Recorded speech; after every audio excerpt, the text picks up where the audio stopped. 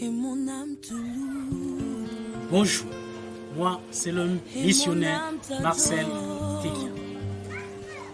Je bénis le nom de l'Éternel pour cette nouvelle journée. Et je rends grâce à Dieu parce que tu es en vie. La Bible dit, dans le livre de Proverbes 3, le verset 6, qu'en toute chose, il faut reconnaître l'Éternel. En toute chose, il faut lui exprimer ta reconnaissance, ta gratitude. Et la Bible dit, en toute chose, faites connaître vos besoins à Dieu par des prières, des supplications et des actions de grâce. Ce monde est un monde bourré d'ingratitude. Personne ne veut s'arrêter et dire merci à celui-là qui l'a tendu la main un beau jour. Personne ne veut s'arrêter et dire merci à celui-là qui lui a aidé un jour. Mais tous, comme des censures, passent leur temps à dire je veux, donne. Mais en retour, ils ne s'arrêtent jamais pour dire merci. Soit merci avec la bouche, soit merci en donnant aussi, soit à une autre personne ou à quelqu'un d'autre. Et c'est ainsi que même nous comportons envers Dieu. Nous sommes des adeptes à dire Seigneur, je veux. Seigneur, pourquoi le Covid-19?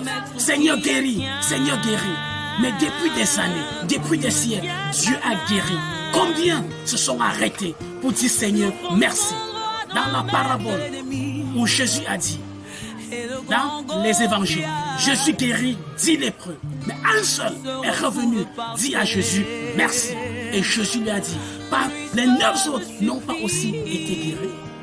J'aimerais dire, comme un aîné dans la foi a dit, l'ingratitude est comme la sorcellerie. Si tu es un homme ingrat, tu n'es pas différent d'un sorcier.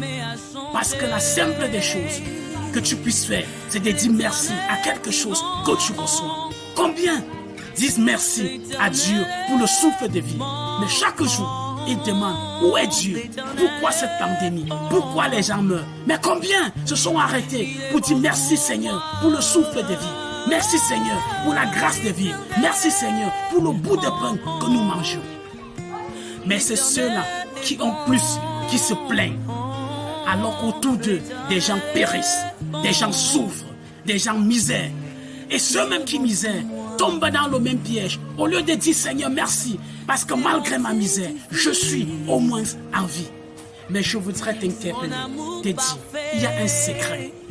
Oh, je vais t'illustrer ceci. Si un jour, toi qui as un peu, ou qui penses qu'il n'a pas, tu arrives quelque part, tu vois un enfant, il commence à chanter tes louanges, à dire combien tu es généreux, à dire combien tu es grand, à expliquer ce que tu as fait.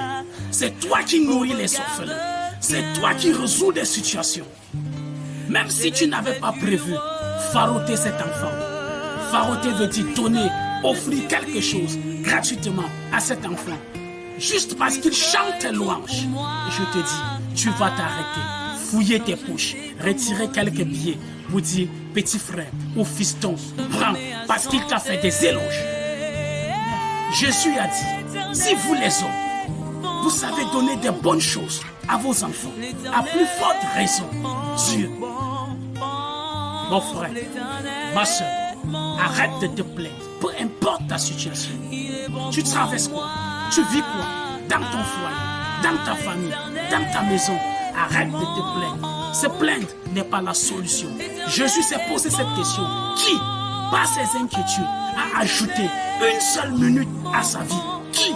Personne. Mais laisse-moi te dire, lorsque tu t'inquiètes, tu te préoccupes, au contraire, tu diminues ta vie, tu diminues l'espérance de ta vie, tu apportes des soucis et tu risques de développer le mal gastrique et qui finira par te tuer. C'est pas ça la solution.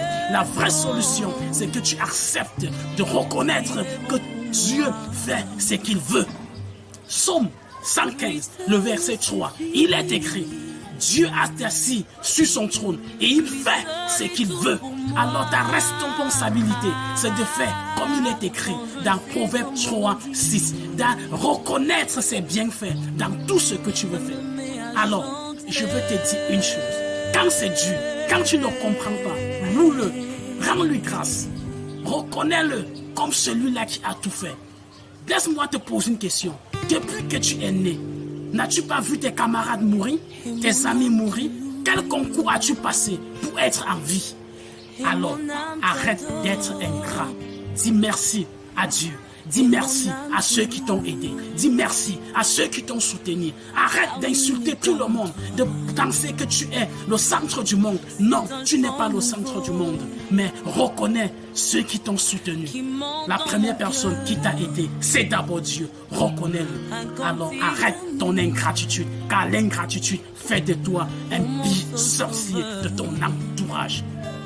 Que Dieu te bénisse pendant que tu considères tes voies et que tu commences à partir d'aujourd'hui à être reconnaissant envers Dieu et envers ton entourage. Shalom. Et placé à ses côtés.